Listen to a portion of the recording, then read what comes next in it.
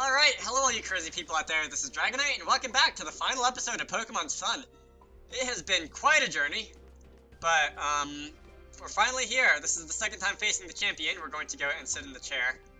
Gooey, no messing around, I already know your secret. Oh, it's Hal. Alright, well, the game sure fooled me there. Yeah. Alright, so we're the defending champion this time, I love it. Yeah. Okay, so we're standing in blue shoes. Alright, Hal. I'm challenged by Pokemon trainer Hal. I don't have to fight Kikui after this, do I? Anyway, he's gonna send in a Raichu. And as it happens, I still have a Flygon out front. Am I gonna be able to get away with my, like, DragoniteSpam strategy of last time? Ooh, you know what I didn't do? You can use Psychic. You know what I didn't do? Live! Ooh. Was that half? I think that might have been over half, so I don't want to let him do that again. I did not restore a PP on Earthquake. So let's go and use Crunch, because Crunch should be super effective. And it'll be doing triple damage because it's super effective and I'm at +1. And that was a critical hit, so that's 2.25 times damage, right? No. That's 4.5 times damage. You know what? I am such a nerd, that's why.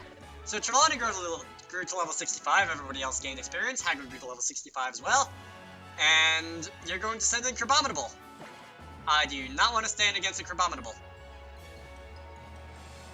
You know what? Yes, I do. Your defenses are crap, and I have Devastating Drake, and I'm gonna do that. I am going to use my Z move, and I am going to wipe the floor with Crabominable. And how come everybody in this game has a Crabominable? The fighting guy had one, Hal has one, I have one. Who else had one? I don't know who else had one. But it's not a very good Pokemon, as I've learned the hard way. I'm sorry, Hagrid, but if I were to go back and play this game again, I would probably not choose you.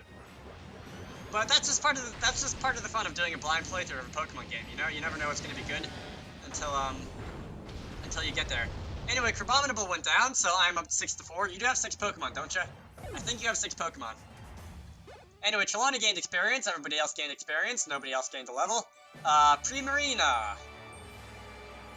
Let's try and use Earthquake. If I have to let... Ooh, you only have 5 Pokemon? You only have 5 Pokemon. If I have to let Flygon go, I'll do it. Because Flygon has already taken out, like, 40% of his team. So, that's not that great of a loss. And it looks like Primarina will survive that. Primarina's gonna use Moonblast. Okay, so I'm not gonna survive that. I am sorry. Let's see, Aragog. I could paralyze you and set up while you're paralyzed and while Hao is probably healing. That might not be a bad idea.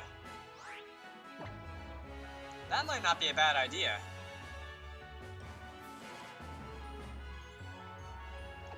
Alright, let's do that. I'm gonna use Thunder Wave. Hao is not going to heal on this turn. Why isn't Hao healing? Does he not have any healing items? Oh god, my 3DS battery light. Excuse me while I close my 3DS to save power. That should be my, like, intro for every video I ever do, and you're gonna unleash a full forced Z move. But that should be my intro for every video I ever do, and I don't actually have the 3DS charger plugged into the outlet, so excuse me again.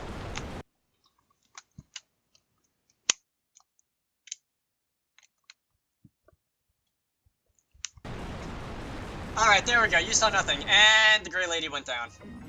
So much for that. Well, you're still paralyzed. I do hope I don't have to fight Kikui after this. Anyway, you're still paralyzed. So let's go and, throw a Thunderbolt down. And do a little bit of destruction range from the heavens. Alright, Thunderbolt! Alright, good, you didn't heal. Aragog used Thunderbolt, and you're slower because you're paralyzed. Excellent. Primarina went down. I am suddenly hiccuping like mad, and I don't know why. Aragog is level 66. Alright, so 235 special attack, that's beautiful. Anyway. Everybody else is going to get experience from the experience share. Hao is going to send in Flareon, which I do not want to fight with a bug type.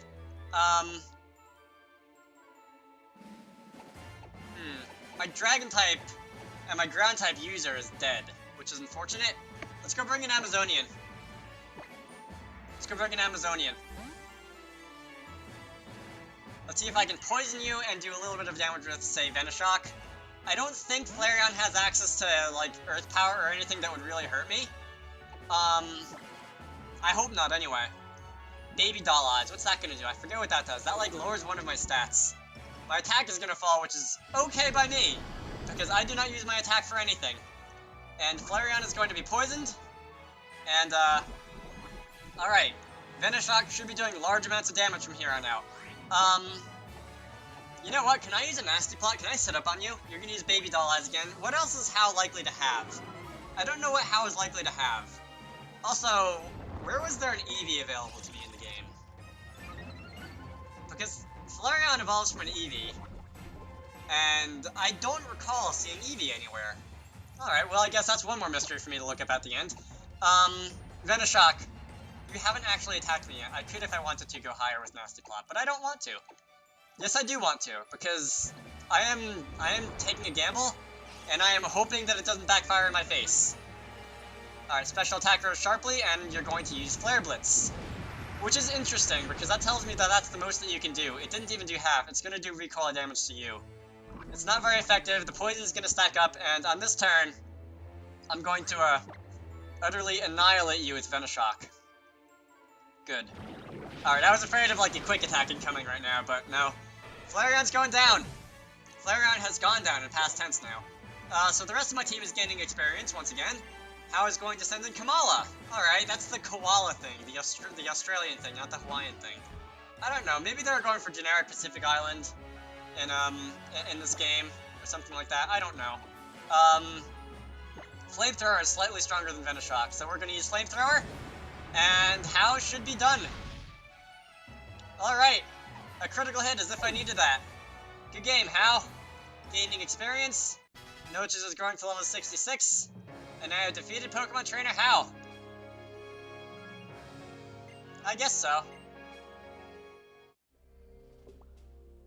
Kukui, if you show up right now and demand a battle, I swear I'm going to punch my 3DS.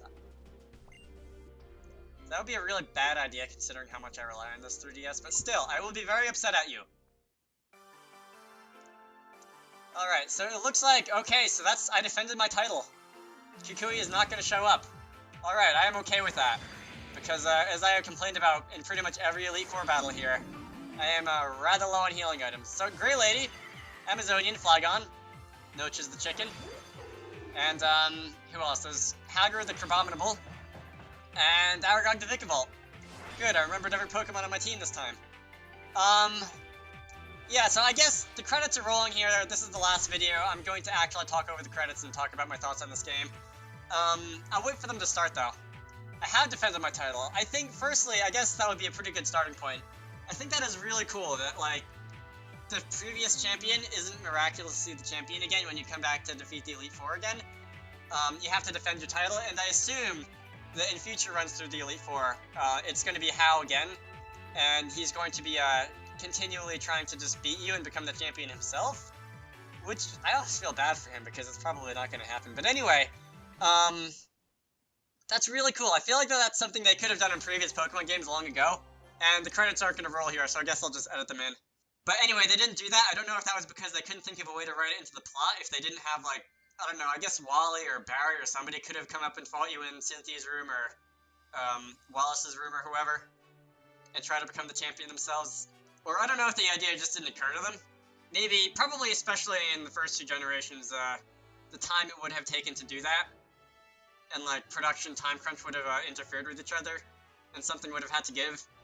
But anyway, that's a really cool idea. I'm glad they did it. I know that Generation 7 has been all about changing up the standard model of Pokemon games, and this has been just the latest instance of how they have succeeded at doing that. Which I guess brings me to the next thing that I like about this game, which is that they really were not afraid to change up the standard model of Pokemon. Some things like the lack of HMs, the lack of real HMs that you would, like, teach your Pokemon and use in the field, I'm not sure if I'm really ready to let those go yet, because they do add a degree of challenge to the game, and that you have to, like, budget your moves. But considering that the game was plenty hard on its own, and considering how much I just enjoyed riding around on the back of a Tauros, or on the back of a Lapras or something like that, and don't even get me started on flying around on a Charizard, I am definitely very okay with that mechanic being changed as well. Next, I really could go on and on all day, but fortunately these credits are pretty long, so I guess it's okay if I do that. The Island Challenge instead of the Gym League. If you'd asked me before, if you'd asked me during Gen 6 what I would have thought if, like, they got rid of the Gym League and replaced it by something else, I probably would have said you're mad, don't ever do that. But as it turned out, that's another thing that they did really well.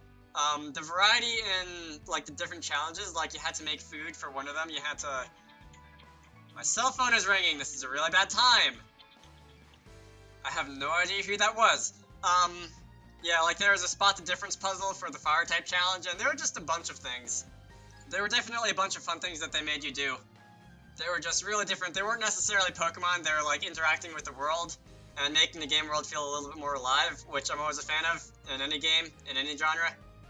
Next, I have to talk about the story. I won't spend too much time talking about the story because I'm not, like, an English major or anything, and I don't want to try to make a fool of myself, but I like the story in this game, and that's not something that you can say about very many Pokemon games. I wish we could have seen more of Gladion in the game, the way we saw a lot of Lily, but I'm quite happy that he was there to begin with. I think his existence even made Lily's character a lot more interesting. I think it would have been nice to have seen Lucamine a few more times before the final battle, at the end of the game and everything. But hey, like I said, overall, I really like the story of this game, and that's not something that you get to say about very many Pokemon games.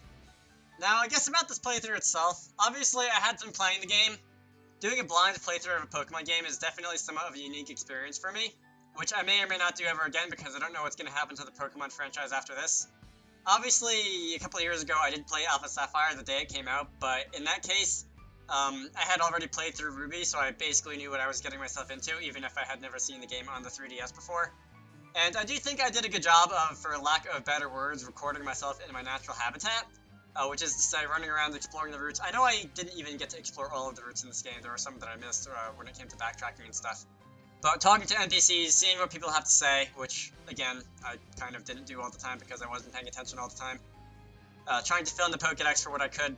Learning the new mechanics of the generation shift, the list goes on.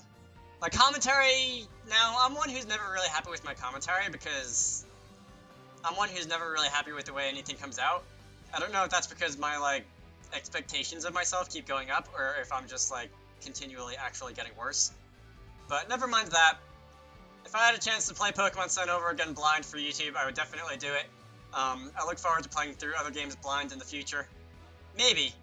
I've done a lot of those recently, and I'd kind of like to get back to doing games that I've played before, but that's a subject for a channel update video. Now, one more thing I've been wanting to talk about for a while, but I've been restraining myself to leave it alone until the credits. My starter, named after Notes of the Chicken, actually died, like, in real life, like, actually, during the production of this playthrough. This video is probably going to be going up, like, over the summer, or even next fall, just because of how long this game is. I'm recording this in December. Yeah, I don't even know where I'm going to go with this conversation. That was somewhat of a weird coincidence, on the one hand, but on the other hand, the chicken in real life was 9 years old, which is pretty old for a chicken. And realistically, I probably shouldn't have expected her to survive, at least to the end of the playthrough, knowing how long this game is, and knowing that she's like 50% older than all the other chickens that we've ever had. But anyway, and again, this is something that I really wanted to point out during the main part of the game, but I was able to restrain myself. It's strangely appropriate that Rowlet's final evolution is a ghost type, partial ghost type. And I can't remember exactly when that evolution happened, but I think it was only a couple days before the chicken actually died in real life herself. So that is a really strange bit of symbolism, that she's like technically some kind of like undead thing, like spirit in the game. And now she's like, well, literally and physically and everything else dead, like in real life, but I don't know, it's time to think about some other things. I don't want to go on for too much longer. My name is Dragonite. I sure hope that you all enjoyed watching this as much as I enjoyed making it. I will, of course, be back with more Pokemon games in the future, although that might not happen for a while because I've kind of Pokemoned myself out for this year. So, thank you all for watching, and I will see you all later.